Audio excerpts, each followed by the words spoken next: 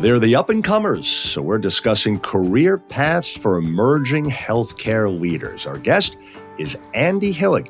He's Managing Director, specializing in leadership and coaching at LAK Group, and also a fellow of the American College of Healthcare Executives. This, the Healthcare Executive Podcast, providing you with insightful commentary and developments in the world of healthcare leadership.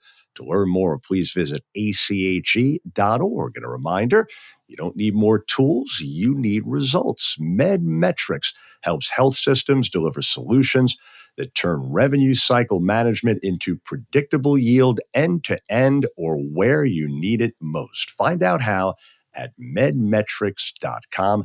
Thanks so much for joining us. I'm Joey Waller. Hi there, Andy. Welcome. Hi, Joey. How are you? Good. Yourself? Doing great. Thanks for having me. So this is an interesting topic. First, can you share a little bit in a nutshell about your career journey in healthcare leadership? What do people need to know? Well, I think the interesting thing about my career in healthcare leadership is like a book that comes out with new editions every so often. I'm probably on edition 3.0, I would call it right now in my career. I began my career in the laboratory as a medical technologist. That's what I have an undergrad degree in. But early in my career, I was asked to be part of a special project that was being tasked with enhancing workflow efficiency, quality outcomes, reliability of the lab services. Because of the success of that project, the organization created a permanent role for me, and my work is expanded into a system-wide process improvement function to support the broader organizational performance and operational excellence initiatives. I advanced through that into leadership roles, continuing to guide process improvement and enterprise transformation. At the executive level, I was asked to lead the design and execution of system-wide transformation strategies, grounded in things like lean management, and where I was also improving efficiency, quality, and cross-functional alignment. So that was kind of the 2.0 version. The 3.0 is I took that experience and I've pivoted my career now to focus on leadership effectiveness and human performance, really recognizing that critical role that leadership and leadership behavior plays in sustaining operational excellence in an organization. So now I oversee a consulting practice with LAK Group as an executive coach and leadership development. I support leaders and organizations in strengthening their capabilities, navigating the complexity of today's world and leading more effectively. Gotcha. So you not only teach leadership, you've been a leader yourself. With that subject, what would you say first drew you to leadership development, working with early careerists and emerging leaders? Why that?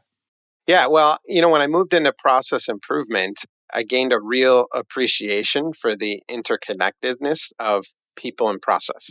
And really that study of why processes break down. And when that work expanded into the system role, my work shifted from improving a single department to really influencing how the entire healthcare system operates and functions. And as I began to lead larger scale transformation efforts, and my work shifted to more of the culture of the organization, my beliefs began to strongly align with those of what I mentioned before, the lean management philosophies that were really made famous by the Toyota production system.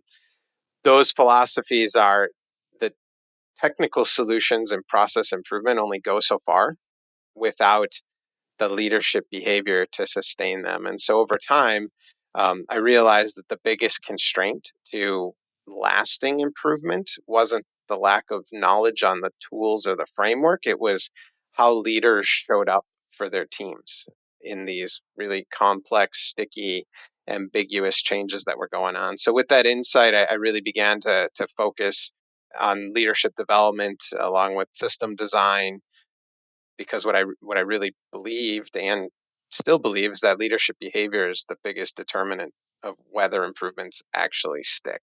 All right, interesting. So, as an executive coach, we hear the term all the time. In your case, what do you do? What I do as an executive coach is work with individuals, leaders, one on one.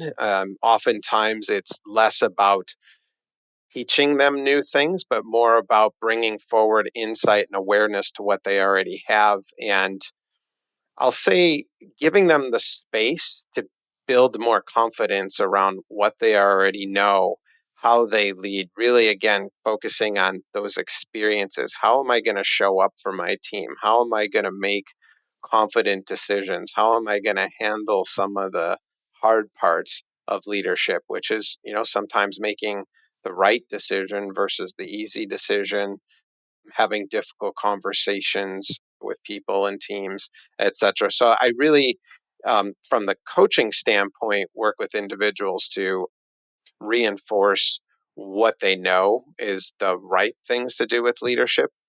With leadership development, that's more of the training on those skills and abilities that leaders need to have. Call it those soft skills that we hear so much about, helping them develop and put those skills and abilities into action in terms of how they lead every day. So, when you look at healthcare today, what trends shape the experience of early career professionals most, would you say? And what do emerging leaders need to do to stay adaptable these days, of course? Yeah, well, the big elephant in the room, the biggest trend these days is it goes for healthcare, but it really goes across the workforce landscape, which is AI and digital transformation, not just as a technology shift, but really as a workforce shift. Early career professionals are entering healthcare at a time when the way we work, the way we communicate, and how we make decisions is rapidly evolving. As we know, AI is going to automate certain tasks, but I think the other interesting part about it is that it's actually going to increase the value of uniquely human skills, things like empathy, communication, collaboration, just to name a few. So the professionals who are going to stand out are going to be the ones who combine that digital fluency with strong interpersonal leadership skills. So I think that's one. I think another major shift is that adaptability is becoming more important than the credentialed expertise alone, right? Healthcare is changing so quickly, new technologies, workforce pressures, changing patient expectations, that leaders have to continuously learn and evolve. So their ability to learn, frankly, unlearn or relearn also are becoming core leadership competencies. And then I think, to bring those two together, I think, AI and that adaptability is going to reshape career paths in healthcare leadership. I think traditional roles are going to evolve significantly. Some may disappear over time. At the other end, I think new roles are going to entirely emerge as well too, things that aren't even defined yet. So because of that, as an emerging leader, what I'd be really excited about is the idea of being much more intentional about career planning instead of focusing on climbing the traditional ladder. The focus is really shifting to how do you build skills and seeking diverse experiences and staying open to opportunities that may not exist today. And I think I'm one example, not technology related, but as I go back on my history of my career with process improvement, that was a role that didn't exist in my organization. So being open and seeking some diverse experiences brought me to where I am today. And so, speaking of where up and coming leaders fit into all this, naturally, it helps when healthcare organizations have candidates that can articulate their particular interests and goals. But how can early careerists do that if they're unsure about exactly what they want to do in the future ahead? What's your advice there? Well, given everything that I just said about kind of the uncertainty of the future, I think first it's important to normalize that many early careerists don't fully know what they want to do yet. And quite frankly, I don't think they need to have it all figured out. Quite honestly, I'm kind of disappointed that our society today puts so much pressure on our young people to have life all figured out at a very young age. I have a college aged son who, and I see him and all of his friends and the pressure that they're put under to have it all figured out at such a young age. And I think that's putting too much pressure on our future talent. As you heard before, I'm light years away from what I have an undergrad degree in and would have never imagined I'd be doing the work I'm doing today. So I think that's first and foremost to normalize that. I don't know that we have to have it all figured out. I also think though sometimes we define our goals too narrowly as professionals. Goals don't have to mean having a specific title or a 20-year career plan. I think what is more important is to answer the question, what kind of work energizes me and what kind of impact do I want to have in my career? One of the best questions I ever heard somebody say was, if you got to your retirement dinner and people were giving speeches about you, what would you want them to say about your legacy of your career? What impact did you have? That's really what should guide the career discussions and career direction. One of the best ways I think emerging leaders can get that clarity is through a lot of self reflection, looking at current and past experiences and asking themselves, what part of that work gave me energy? What kinds of problems did I enjoy solving? Do I enjoy solving now? When do I feel most engaged or fulfilled?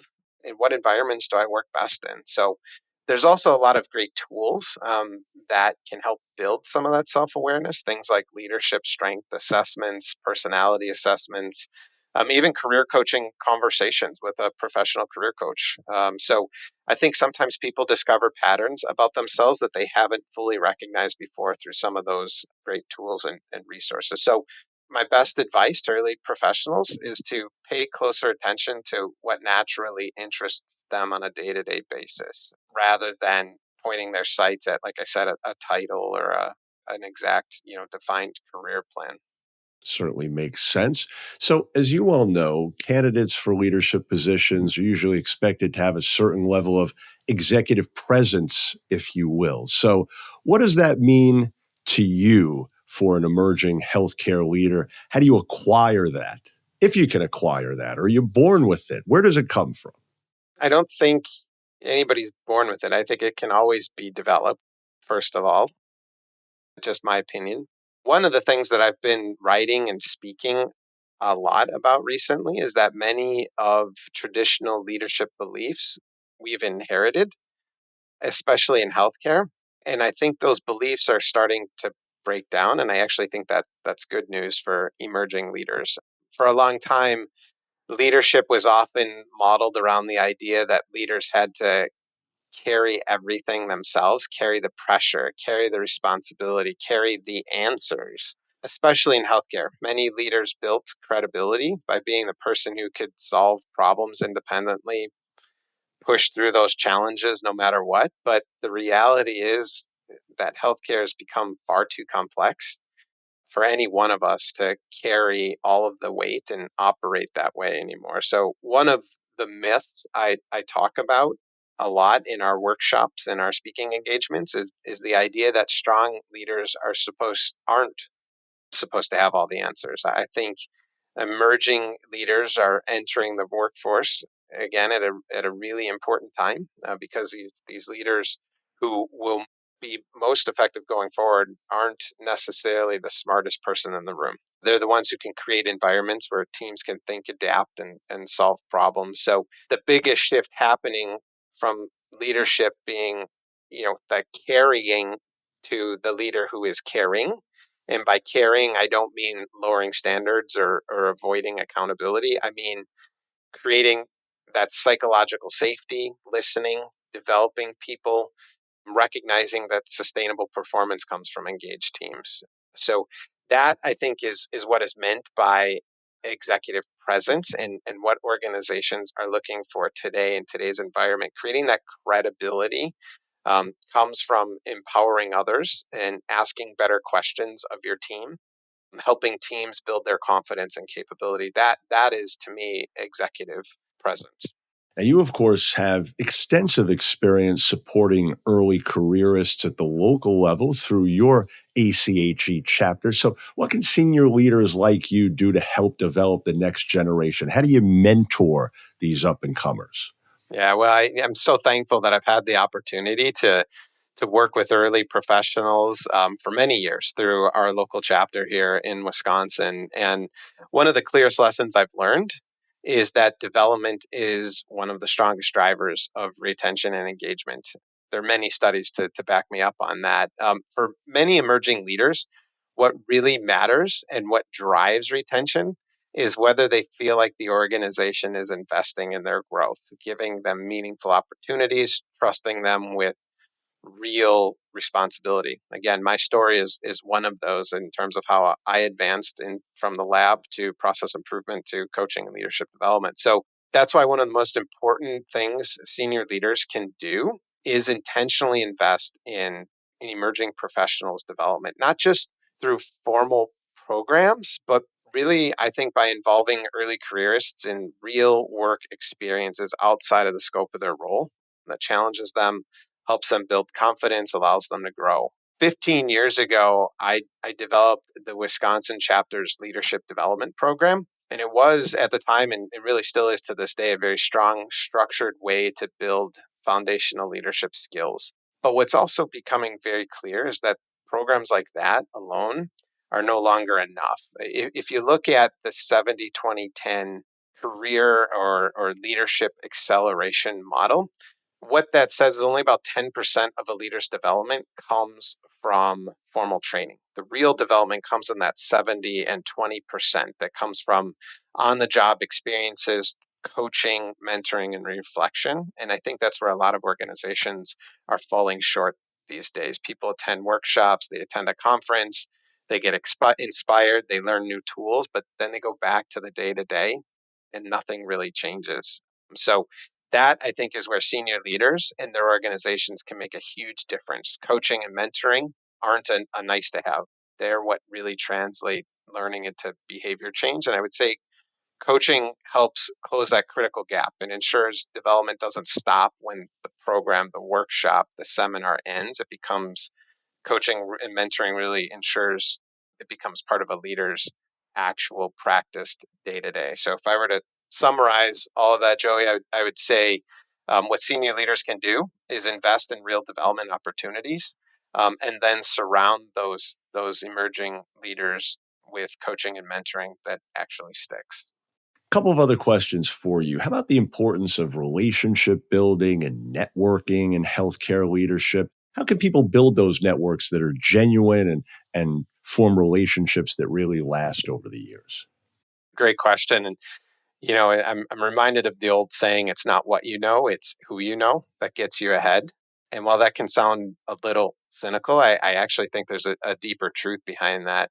The reality is that we see at LAK Group, and again, there are plenty of other studies out there that show roughly 70 to 80% of people, so 7 or 8 out of 10 people are going to land a role through their network when they're looking to take that next step or looking for a new career opportunity.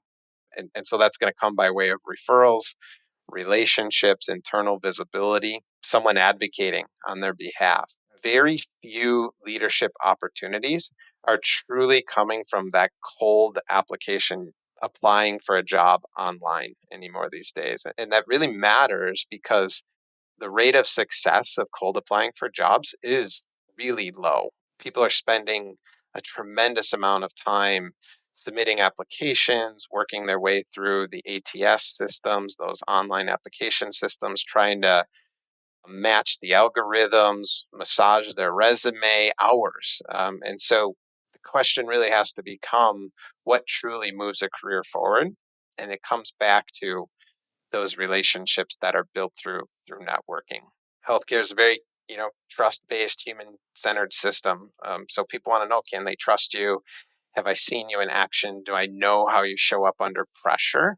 And that's where networking really becomes less about collecting contacts, so to say, and more about building real professional relationships. I think it also goes back to that that 70-20-10 model that I described a minute ago.